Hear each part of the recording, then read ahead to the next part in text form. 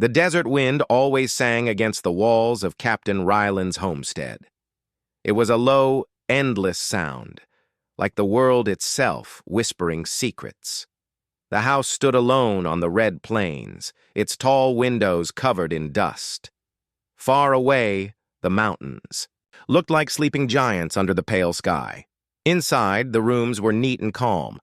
Every chair, every tool, every plate had its place.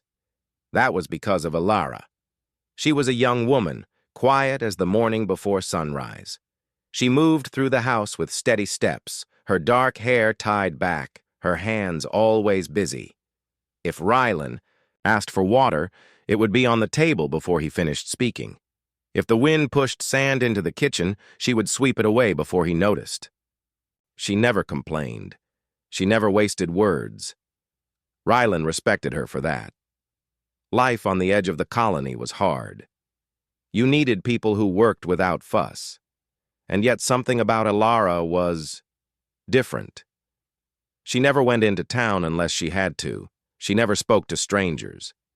She wore long sleeves even in the blazing heat, as if she were hiding from the sun itself. One afternoon, after repairing the water pump, Ryland stepped into the kitchen. Ilara was there, wiping down the counter. She moved with that same quiet focus. The smell of desert tea filled the air. "You're a good maid," Ryland said, meaning it as a compliment. She froze. It was only for a second, but it was enough for him to notice. Her hand slowed. The cloth stopped moving. She looked up at him, and for the first time her eyes held something sharp. It wasn't anger exactly, but it was close. A deep, hidden pain. "Don't call me Maid anymore," she said softly. Ryland blinked. "I didn't mean, it doesn't matter what you meant." Her voice was calm, but it carried weight. "I'm not just a maid." He stood there unsure. He had known her for almost 2 years, but she had never spoken like this before. Her words felt like a locked door slowly opening. Then she sighed, as if deciding something. "You should see this," she said. She reached for her sleeve and slowly rolled it up. The fabric scraped lightly against her skin. Ryland expected to see a scar, maybe from an old accident. But what he saw was not human at all. It was a mark, burned deep into the skin of her wrist. It wasn't ink. It wasn't a brand in the normal sense. It was made of faint metallic lines, thin as threads, glowing softly in the dim light. The design seemed to shift as he looked at it, like it was alive, or like it was showing him something just beyond his understanding. "What is that?" he asked quietly. Her eyes didn't leave his. "It's the reason I'm here, and the reason I can't be what you think I am." He leaned closer, almost without realizing it. The lines formed a strange shape, almost like a star map, but not one he recognized. The glow pulsed slowly like a heartbeat. "It's beautiful," he said, though the word didn't feel right. The mark was strange, mysterious, a little frightening. "It's not beautiful," Ilara said, pulling her sleeve back down. "It's a chain." She turned away and went back to cleaning, but her hands moved slower now. Ryland stood there for a long moment watching her. The desert wind pressed against the windows. The quiet in the room felt heavier than before. He wanted to ask her more. Where had she gotten it? Why did she call it a chain? But he saw the way her shoulders tensed. He decided to wait. Questions could be like sandstorms out here. Push too hard and you could lose your way. Later that night, as Ryland sat by the window sipping his tea, he saw Ilara outside. She stood alone under the stars, her face turned toward the sky. The wind pulled at her sleeves. For just a second, the moonlight caught the shape of the mark through the thin fabric. It glimmered faintly, like it was answering some silent call. He didn't know it yet, but that was the moment everything began to change. Because the mark on Ilara's wrist wasn't just a memory from her past, it was a signal, and someone or something, was listening. The next morning, the desert air was cool and sharp. The sky was pale, almost white, and the mountains were still sleeping in the distance. Ryland sat at the small table sipping his first cup of tea. He kept thinking about what Alara had said the day before. It's a chain. The words would not leave his mind. Alara moved quietly around the kitchen. She didn't look at him much. Her long sleeves were rolled down again, hiding the mark completely. It was like she hoped the previous day's conversation had never happened. But Ryland wasn't going to let it go. "Alara," he began, setting his cup down. She paused, holding a tray. "I'm not trying to pry," he said, "but I need to know. That mark, it's not normal. And you said it's a chain." She looked at him for a long moment, her expression unreadable. Finally, she set the tray down and pulled out a chair across from him. "You want to know the truth?" she asked quietly. "Yes," he said. Alara slowly rolled up her sleeve again. In the morning light, the mark looked even stranger. Thin, metallic lines that moved faintly, like tiny rivers of light under her skin. "This is not human work," she said. "It was placed here by them." "Them?" Ryland frowned. "An alien race," she said. "They call themselves the Siren Collective. I was taken by them 4 years ago. I worked as what they call a bonded custodian. In human words, an indentured servant." Ryland's eyes narrowed. "Taken? From where?" "A mining station on the rim. My shuttle was boarded during a routine flight. The Siren don't care about laws. They take what they want if they think no one will notice." She looked away. "They noticed me." Ryland sat back, his jaw tightening. "Why you?" Alara gave a bitter smile. "Because humans are special to them. Our minds can connect information in ways their machines can't. They use people like me to store and sort memories. Not just our own, but theirs too. The mark is a seal. It links me to their network. They can find me. They can command me." Ryland felt a cold weight in his chest. "And you escaped?" "Yes. During a storm on their ship, I found a way to override the seal's control commands. I couldn't remove it, but I could run. I hid on transport ships until I reached this colony." She pulled her sleeve down again. "But lately, the mark has been waking up." "Waking up?" She nodded. "It pulses when they're near. Last week I felt it burn for the first time in 2 years." Her voice lowered. "It means the Siren are close. They're looking for me." The room fell silent. Outside, the wind rattled the shutters. Ryland's mind was already turning, calculating. The colony was far from any central authority. If the Siren were here, no one would stop them. And if Alara was right, they wouldn't just take her. They might take others too. "You should have told me sooner," Ryland said. "What would you have done?" she asked. "The colony leaders wouldn't believe me. They've never seen the Siren. They think all aliens are friendly traders. If I say something, they'll just send me away for causing panic. And then I'll be alone when they come." Ryland stood and paced the small room. "You're not going to be alone.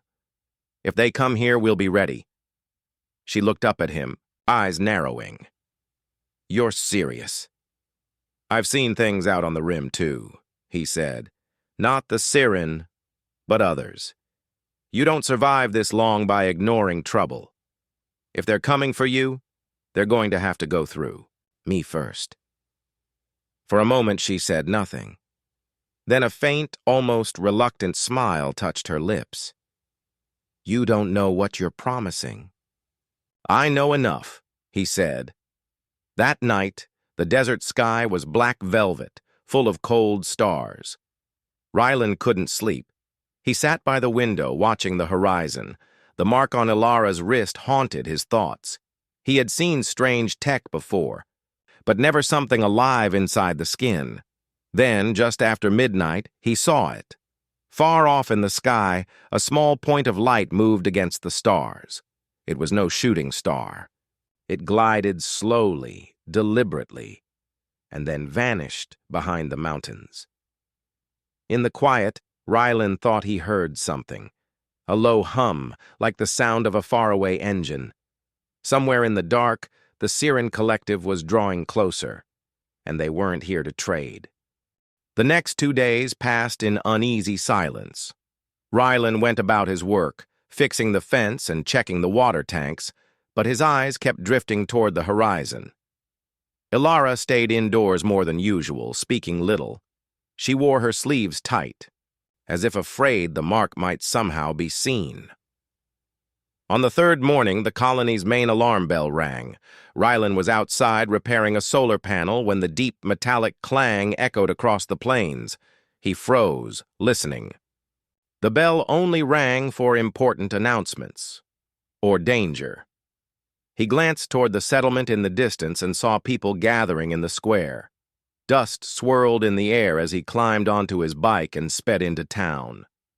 Ilara stood in the doorway, watching him go, her face pale. When Rylan reached the square, the crowd had already formed a loose half-circle. In the center stood the colony leader, Governor Harvin, with his wide-brimmed hat and formal coat. But he wasn't the focus of attention. Hovering behind him, just above the ground, was a ship's shuttle, sleek, silver, and shaped like a blade. Symbols glowed faintly along its sides, and its surface reflected the sun like water. 3 tall figures stood before it. They were not human. Each was thin and graceful, with smooth, pale blue skin and long, narrow eyes. Their clothing was made of layered silver fabric that shimmered faintly as they moved. They held no weapons, but their presence alone made the crowd fall silent. "Citizens of Wasteland Colony," Governor Harvin called out, his voice full of forced cheer. "We have visitors, traders from far away. They call themselves the Siren Collective." The name struck Rylan like a cold wind. He scanned the aliens' clothing and saw it, the exact same spiral and line symbol etched into the side of their shuttle that Ilara carried on her wrist. One of the Sirens stepped forward. "We come in peace," it said in a voice that was smooth and almost musical. "We seek exchange of goods, ideas, and friendship." The crowd murmured with interest. Harvin smiled and began talking about trade opportunities, but Rylan didn't hear much of it. His thoughts were on Ilara and the way her mark had begun to wake up. When he returned to the homestead, Ilara was waiting. She didn't even need to ask who had arrived. She could feel it. "They're here," she said, quietly. "Yes," Rylan replied. "They say they're here to trade." She shook her head. "They're lying. The Siren don't come this far unless they're looking for something. Or someone. Meaning you." She nodded once, her expression tight.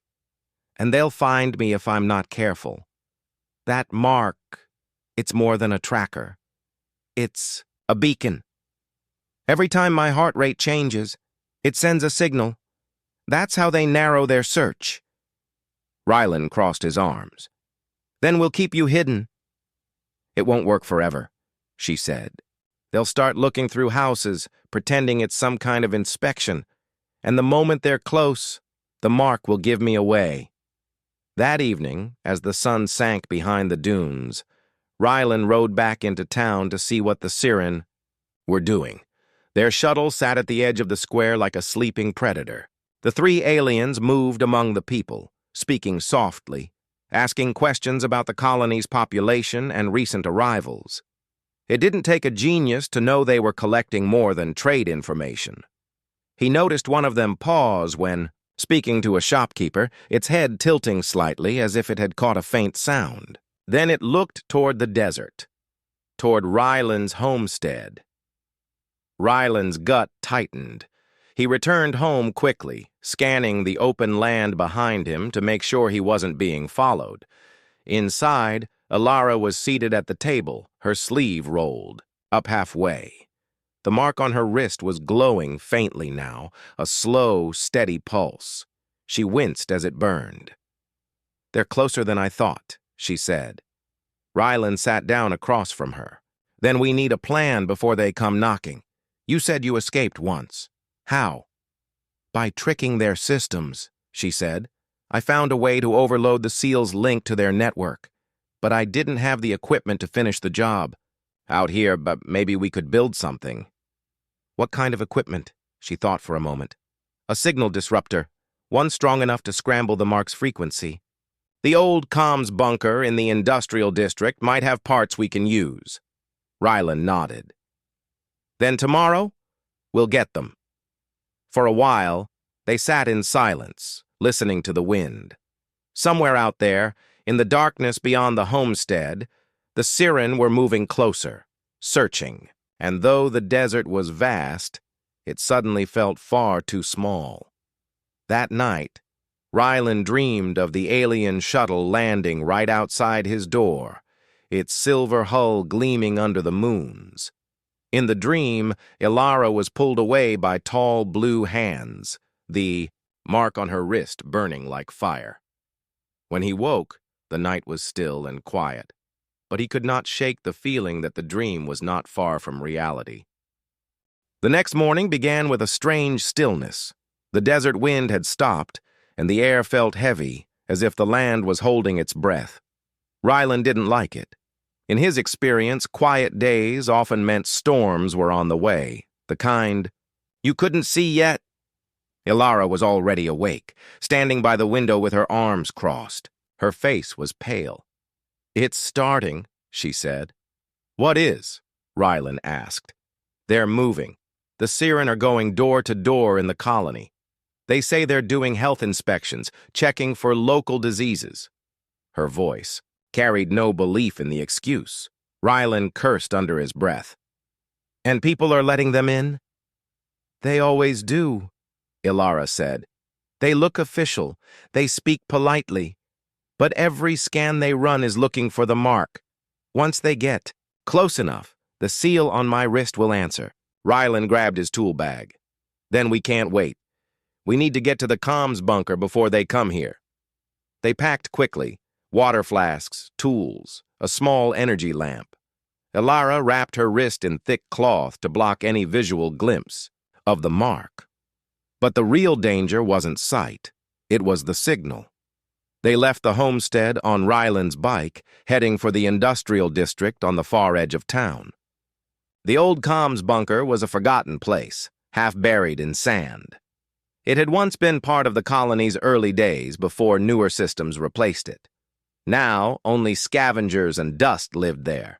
The ride was tense. Twice Rylan spotted Siren patrols, tall figures gliding silently between buildings, speaking softly to residents. They didn't see him, but each sighting made his grip on the handlebars tighten. When they reached the industrial district, the bunker was just as he remembered, a low, squat structure of rusted metal, its roof sagging under years of sand. They pushed open the heavy door, which groaned like an old animal. Inside, the air was dry and stale. Rows of old machines lined the walls, their lights long dead. Ilara moved quickly, scanning the equipment. "We need something that can generate a strong electromagnetic pulse," she said. "Not big enough to fry everything in the colony, just enough to burn the SEAL's circuits." Rylan found an old transmission coil, half buried under a pile of scrap. "This do?" Ilara knelt beside it, running her fingers along the metal. "Yes, if we can hook it to the bunker's power core, it might work." They worked together, hands moving fast. Rylan set up the coil while Ilara searched for the old control board.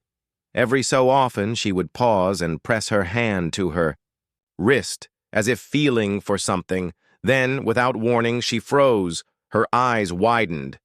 "They're close." Rylan looked up sharply. "How close?" "Too close. Less than a block."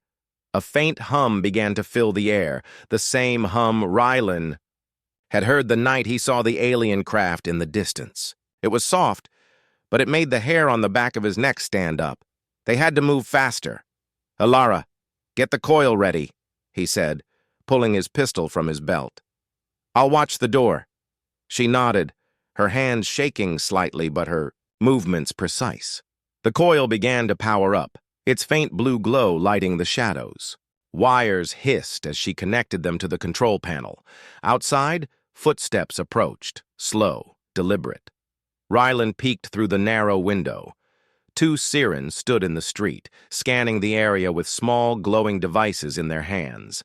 One of them looked toward the bunker, its head tilting like a predator sensing prey. "They know," Ryland said. Alara's voice was tight.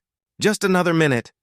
The siren began walking toward the bunker door. Ryland moved to block the entrance, gripping his pistol. "Alara! Almost there!" she called, twisting the final connection. The door's shadow darkened as the aliens stopped outside. A smooth, echoing voice came through the metal. "We have detected an unusual energy signal. Please open the door for inspection." Ryland's heart pounded. "Alara! Done!" she shouted. The coil gave a low, vibrating Alara grabbed the lever and slammed it down. A sharp, invisible wave shot through the air. The lights flickered. Alara gasped and clutched her wrist. The mark flared with bright light, then sputtered, flickered, and dimmed. Smoke rose faintly from her skin, but she stayed standing. Outside, the sirens staggered. Their scanning devices went dark. One of them turned its head sharply, as if confused. Then, without a word, they stepped back from the door. "They're leaving," Ryland whispered. Alara's breathing was heavy. "The signal. It's weaker now. They can't track me as easily." Ryland allowed himself a small smile. "Then we just bought ourselves some time." But Alara shook her head. "Not much. They'll figure out what happened. And when they do, they'll come back with more than scanners." The two of them packed the coil and left the bunker, riding back into the desert before the siren could regroup. The air was still heavy, but now it carried a new edge, the feeling of a hunt that had only just begun. The desert sun was harsh as it rose over the horizon. Its light spilled across the red sands, turning the world bright and unforgiving. But Ryland and Alara had no time to enjoy the morning. They were already packed and riding fast toward the old mining station, a place long abandoned, buried beneath layers of sand and memory.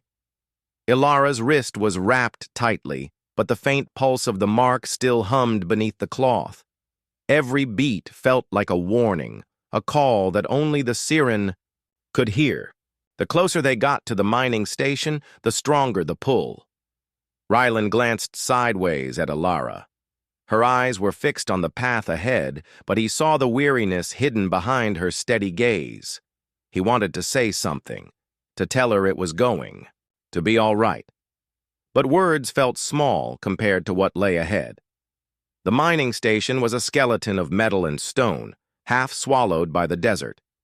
Its tall towers reached toward the sky like broken fingers. Long ago, humans had mined this land for precious minerals. But now it was a place of silence.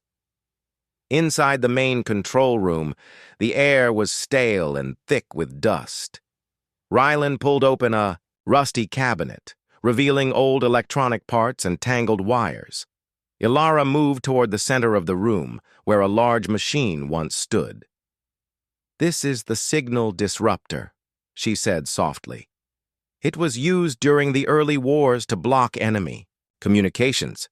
If we can power it up and tune it right, it might be able to burn the mark from my skin." Ryland nodded, setting down his pack.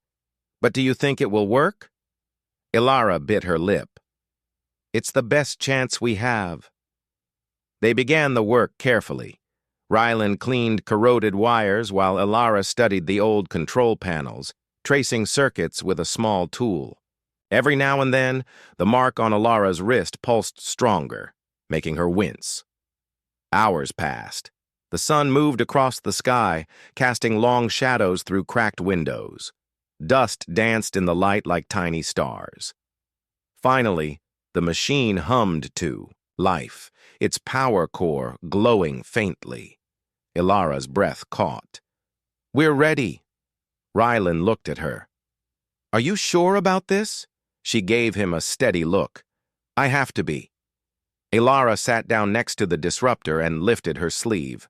The mark was glowing now, bright and angry. It pulsed in time with her heartbeat, as if fighting the effort to break free. Rylan stood by, holding her hand tightly. "I'm here. We'll do this together." Ilara nodded and reached for the control lever.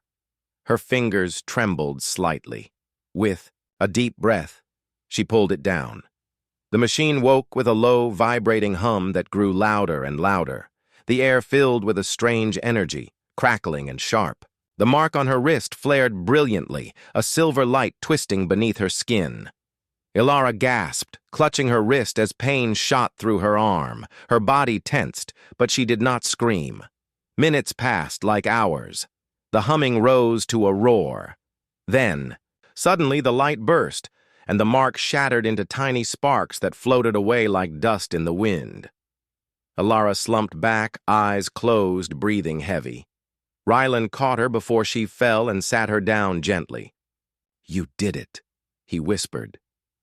She smiled weakly. "I'm free." Outside, the ground trembled faintly. The old station's machinery sputtered and died, as if the disruptor had used the last of its power, but their victory was not without cost. Ilara's face paled. "My arm, it hurts." Rylan studied her carefully. "The machine damaged the mark, but it must have affected your nervous system too." She nodded, biting her lip. "I'll be all right. I have to be." They stayed inside the mining station through the night. Outside, the stars wheeled silently overhead. The desert was quiet now, but Rylan knew the Siren would not give up easily. In the early morning, distant lights blinked on the horizon. A Siren patrol was scanning the land. Rylan helped Ilara to her feet. "We can't stay here." "No," she agreed. "But they won't find me now. The mark is gone. The bond is broken." Rylan felt a fierce pride. The quiet maid he had known was gone. In her place stood a fighter, a woman who had faced impossible odds and won. As they rode back toward the colony, the first rays of dawn bathed the world in gold. The past was behind them, and a new future waited, uncertain, but theirs to shape. The sun rose slowly over the colony, painting the dusty buildings in warm shades of orange and gold. The air was still, but the tension from the past days lingered like a shadow. Ilara sat quietly on the porch of the homestead, her wrist bare for the first time in years. The mark was gone, vanished like a bad memory. She flexed her fingers slowly, feeling the soft skin where the cold, pulsing chain had once held her. Rylan stood beside her, watching the distant horizon. For the first time since she arrived, the weight of fear seemed to lift from her shoulders. But freedom was not an easy gift. It came with new challenges. "Are you ready?" Rylan asked gently. Ilara looked up, her eyes bright with something new. Hope. "I am," she said. "Not just for myself, but for all of us." The colony had changed. Word had spread about the Siren visitors and their hidden motives. People were angry at the leaders for trusting strangers so easily. Others were afraid, still unsure if the threat was gone. Governor Harvin came to the homestead that morning. His face was pale, but his voice steady. "Ilara," he said, "I owe you an apology. We should have listened sooner. Your courage saved this colony." Ilara nodded, accepting the words, but knowing the real fight was just beginning. Rylan stepped forward. "We're not just survivors. We're the first line of defense. If the Siren or any other threat returns, we will be ready." Ilara smiled faintly. "And I'm not a maid anymore." The word felt strange now, small and meaningless. The two of them spent the day preparing. They cleaned the old starship hangar, checked the ship's systems, and gathered supplies. The colony's youth watched with wide eyes, inspired by the courage of the woman who had once been their quiet maid. As night fell, Elara stood on the ship's ramp. The stars stretched wide and endless above her. Rylan joined her. "Where will you go now?" Elara looked out into the darkness. "Everywhere. I want to find others like me, people trapped by the Siren or by any other force. We need to help each other." Rylan nodded. "I'll come with you." Together they climbed into the cockpit. The engines hummed to life, steady and strong.